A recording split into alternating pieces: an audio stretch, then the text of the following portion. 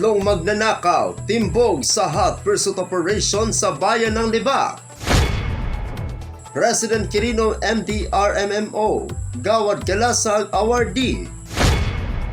400 milyong pisong kinita ng mga negosyante sa Kalimudan Festival 2024. Yan ang ulo ng mga balita sa Sultan Kudarat Headliners.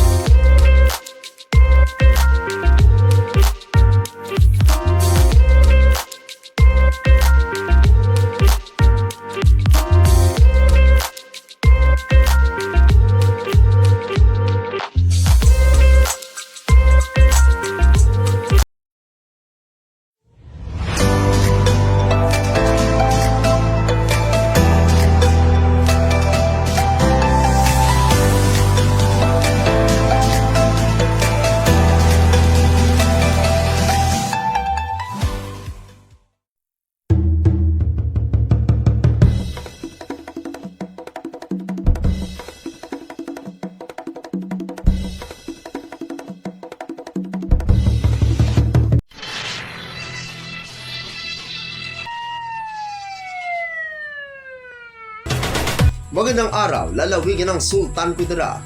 Narito na ang mga pangunahing balita sa Sultan Kudarat Headliners ngayon Nobyembre 28, taon 2024. Tatlong magnanakaw, timbog sa hot pursuit operation sa bayan ng Libak. Narito ang ulat.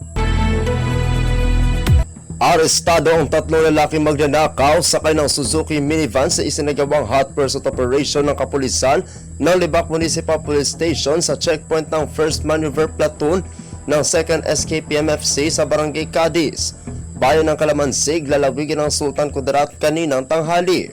Kinilala ang mga sospek na sina alias Al, 63 taong gulang, driver, alias Bert, 47 taong gulang, mangingisda, alias Amer, 28 taong gulang, construction worker at parehong naninirahan sa lungsod ng Cotabato.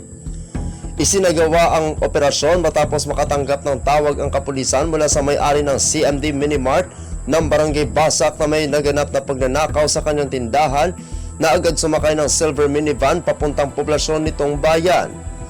Kaagad nagsagawa ng hot pursuit operation ang kapulisan na nagresulta sa agarang pagka-aresto ng mga sospek at pagka-recover ng mga ninakaw na deodorant, juice, electrical wiring, outlet, switch, gangplate at mga sigarilyo na may kabuuang halaga na 25,800 piso.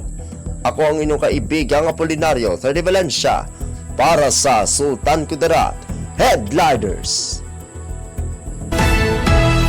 President Quirino MDRMMO, Gawad Galasag Awardee. Narito ang ulat. Isang malaking karangalan para sa bayan ng President Quirino ang pagdalo ni Mayor Maria Catrina Florida Santigan sa ginanap na Gawad Galasag National and Regional Awarding Ceremony 2024 kasama ang PQ MDRMO Sultan Kudarat sa pangunguna ni Engineer Jonathan Ceballos. Sa okasyong ito, pinarangalan ng bayan ng President Quirino ng prestihiyosong Gawad Galasag Seal of Excellence na may kategoryang fully compliant, isang patunay ng mahusay at delikadong pagpapatupad ng Disaster Risk Reduction and Management Program sa komunidad. Ang Gawad Galasag ay ang pinakamataas sa pagkilala sa buong bansa para sa mga individual, organisasyon at lokal na pamahalaan na nagtataguyod ng kahandaan, kaligtasan at resiliency laban sa anumang kalamidad. Ako ang inyong kaibigang Apolinario, 30 Valencia, para sa Sultan Kudarat Headliners. Para sa uling balita, 400 milyong pisong kinita ng mga negosyante sa Kalimudan Festival 2024. Narito ang ulat. Hindi lamang ipinagdiwang ng Kalimudan Festival 2024 ang ating kultura at tradisyon, ngunit nagbigay din ng malaking tulong sa ating lokal na ekonomiya. Mula ika-4 hanggang 22 ng Nobyembre taong kasalukuyan, tinatayang 1.5 million festival goers ang bumisita sa iba't ibang lugar na lumikha ng kahangahangang epekto sa ekonomiya na 400 milyong piso. Kabilang dito ang kita mula sa transportasyon, pagkain, hotel, carnival ride at mga lokal na negosyo.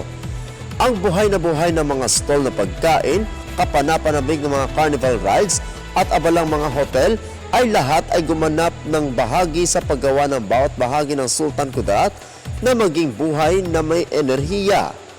Ang tagumpay na pagdiriwang ay hindi lamang naka-highlight sa ating mayamang kultura, ngunit nakatulong din sa mga lokal na negosyo at serbisyo na lumago.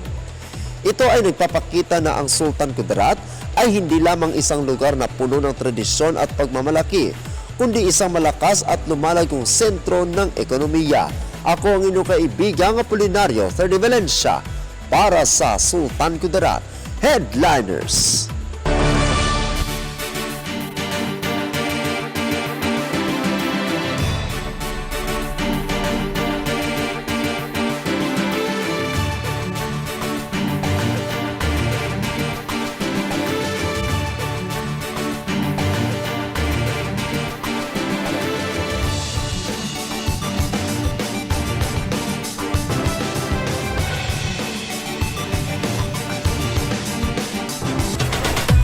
Atin ang kabuuan mga balita sa araw na ito.